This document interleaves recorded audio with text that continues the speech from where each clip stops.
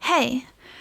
So I'm still about a week away from being able to make the next video on my new Garage Studio project.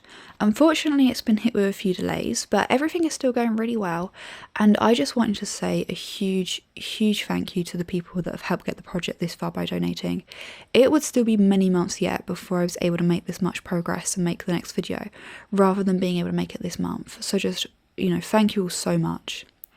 But yeah, so I was having trouble working out what video I could make in the meantime, when talking with my Twitter followers about how much I love the Metro series games, and then re-looking into and re-getting excited for Metro Exodus made me think, what if I just made a quick video on 5 of the games that I'm looking forward to playing that are coming out in 2018? And Twitter seemed to think that it was a good idea, so yeah, here you go.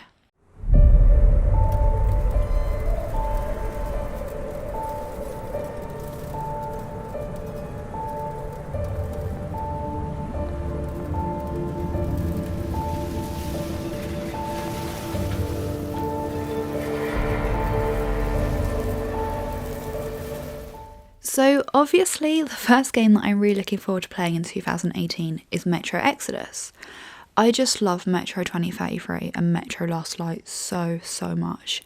I just found the games to be so atmospheric and so immersive that I did generally feel like I was there, like I was Artyom. I forgot that I was playing a character in a game. Last Light is easily my favourite FPS to date, and it seems like on Twitter it's high on a lot of people's list too, which is really great to hear, as annoyingly they're games that I've not seemed to be able to get anyone that I know IRL to play. I think it's just because no one I know in real life really likes horror, although they're not really horror. Like, the games are described as having survival horror elements, but I wouldn't call them horror games. I mean, I think they can be really scary in places. There was actually a part in one of them, this is kind of embarrassing, where I was so scared that I genuinely whimpered in fear, which was just, it was a reaction that I've never had to being scared before. Like, I've never made that noise before. But yeah, it was real fear playing it. It wasn't just like, Slenderman's chasing after me, but not really, because it's just a game, type fear. But yeah, like after a few deep breaths, I was able to break through that section. But still, it was scary. Surprisingly though, the bits that I've read a lot of people found the scariest, the sections where you're travelling with Khan, I really didn't find scary at all, just really fascinating and intriguing. I think perhaps it was because he's kind of at ease walking through the tunnels, so you feel at ease too, but that plus you're filled with too much wonder to be scared. But this wasn't supposed to be a review of the previous Metro games. So yeah, Metro Exodus, I'm super excited for it, especially seeing in the trailer where he takes his gas mask off on the surface. Like, I was super excited for that. Reclaiming the surface, woo!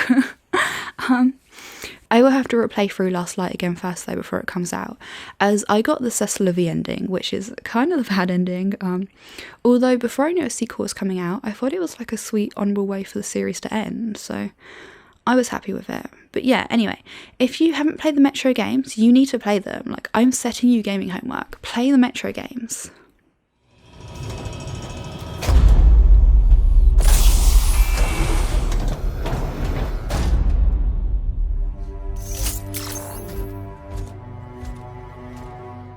Right, well anyway, the second game that I'm really looking forward to is Anthem, because it basically just looks like you're going to be flying around like Iron Man, but on alien planets. I mean, if that doesn't sell it for you, I don't know what will.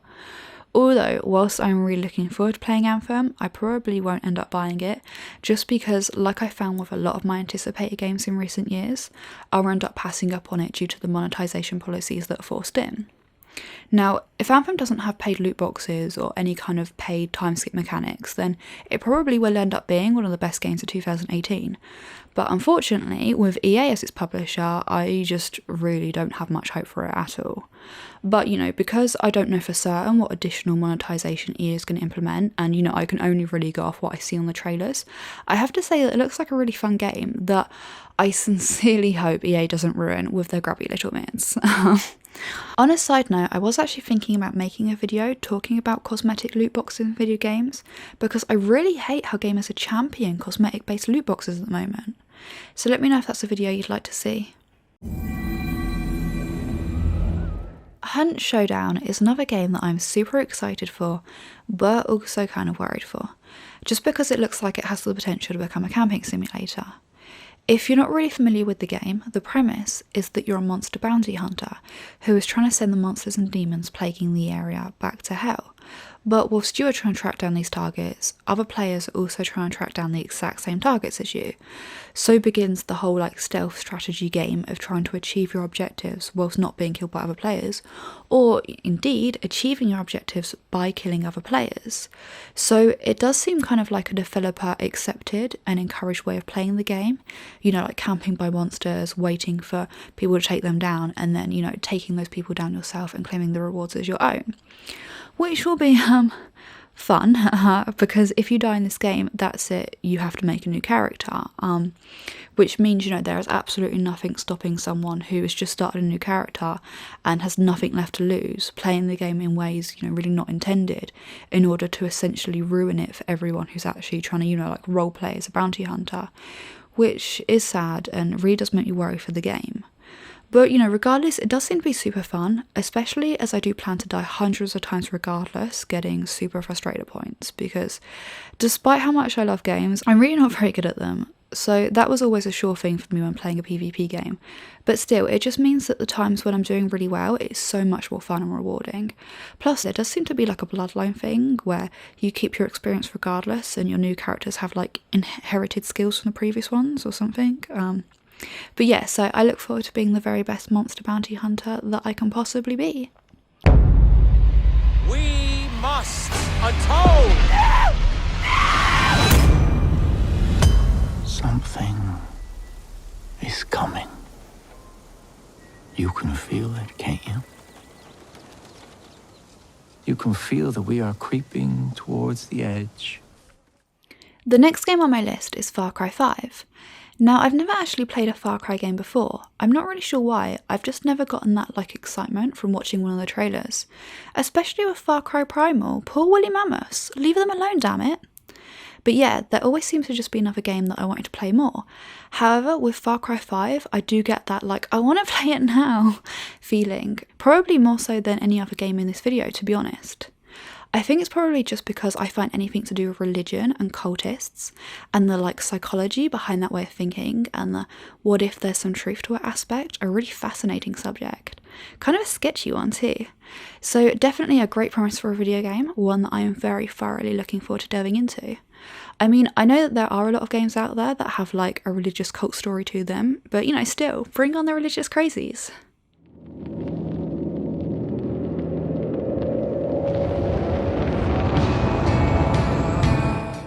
So naturally, along with a fascination in religion goes a fascination for things such as, folklore and supernatural and anything really along that line of thought. So that, plus being a kind of stereotypical girl of my generation, means that I'm kind of, obviously a sucker for anything with vampires in it. It really can't be helped. But that, plus the fact that I really love any game that's set in England, means that Vampyr is just a must game for me. I don't have a choice, I have to play it. But putting that aside, given that it was developed by Don't Nod Entertainment, who also developed Life is Strange, does make me really hopeful for the game, because I just absolutely love Life is Strange. It was an intense experience. I am trying to manage my expectations though, as looking into it a bit more, Vampyr is going to be written, directed and published by different people, but there is still a lot of the same team that worked on Life is Strange now working on Vampyr, so it does give me hope that the story will be equally thrilling. That being said, a big part of Vampyr seems to be that your choices matter, which was also a big thing with Life is Strange, being all about the chaos theory and the butterfly effect, how the smallest actions can create huge reactions, etc. When in the end, Life is Strange came down to 2 endings, and it was literally only the last choice that mattered. Do you pick ending A or do you pick ending B? Exactly how Mass Effect 3 ended. Which, kind of, on one hand, I get it. It's about the journey and not the destination, blah blah blah. But I mean, on the other hand, it's kind of well, what was the point? So, you know, therefore I am kind of worried it will be a similar story with vampires, 4 different endings. Although the fact that they're saying that there will be a pacifist ending if you don't kill anyone along the way does make me more confident in an ending that's actually, you know, relevant to how you played the game. So I am looking forward to seeing which of the 4 I get, because I imagine I'll attempt to kind of like roleplay it and make choices like as similar to the ones that I would if I was actually like doing it IRL. Because obviously you can never choose exactly to do like exactly what you would do, but you know, as close as. So yeah, that was just 5 of the games that I'm looking forward to in 2018 and why. Obviously there are more games than this that I'm looking forward to as well, like Greedfall, for example. That looks really interesting, so like that's also one I want to play. Cyberpunk 2077 would definitely have been on this list if I thought it was coming out in 2018, but it does look like it's going to be a 2019 launch instead.